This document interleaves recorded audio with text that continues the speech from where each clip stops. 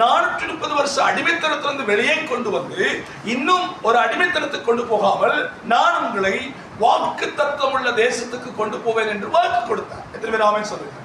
ஹல்லேலூயா. இப்படி வாக்கு கொடுத்து அழைத்து கொண்டு வருகிற பொழுது இவங்க எங்க இருக்கிறாங்க? இப்போ எந்த ஸ்தானத்துல வந்திருக்கிறாங்க? பாரான் என்று சொல்ற வனாந்தரத்துக்கு. பாரான் என்று சொல்ற இடத்துக்கு இன்னும் பல பெயர்கள் சொல்லப்படுகிறது. ரித்மா, என்னது? ரித்மா. ஹல்லேலூயா. ரித்மா என்ற பெயர் சொல்லப்படுகிறது. ரித்மா என்று சொல்லப்படுகிறது. அதே போல இன்னொரு பெயர் குறிப்பிடப்படுகிறதுன்னா காதேஸ் பர்னியா என்று சொல்லுகிற இடமும் இந்த பாரானுக்கு சொல்லப்படுகிறது. சொல்லுங்க ஒரு ஆமென். இப்போ வாக்குத்தத்த தேசத்துக்குள்ளே போகிறதுக்கு முன்பு இந்த மக்களுக்கு பாலும் தேனும் ஓடுகிற தேசம், வாக்குத்தத்தம் உள்ள தேசம், ஆசீர்வதிக்கப்பட்ட தேசம். இந்த தேசத்துக்குள்ள போறதுக்கு முன்னுக்கு இந்த மக்களுக்கு ஒரு சந்தேகம் வந்தது. எத்தனை பேருக்கு கவனிக்கிறீங்க? என்ன வந்தது? சந்தேகம். 13ஆம் அதிகாரம் 8ஆம்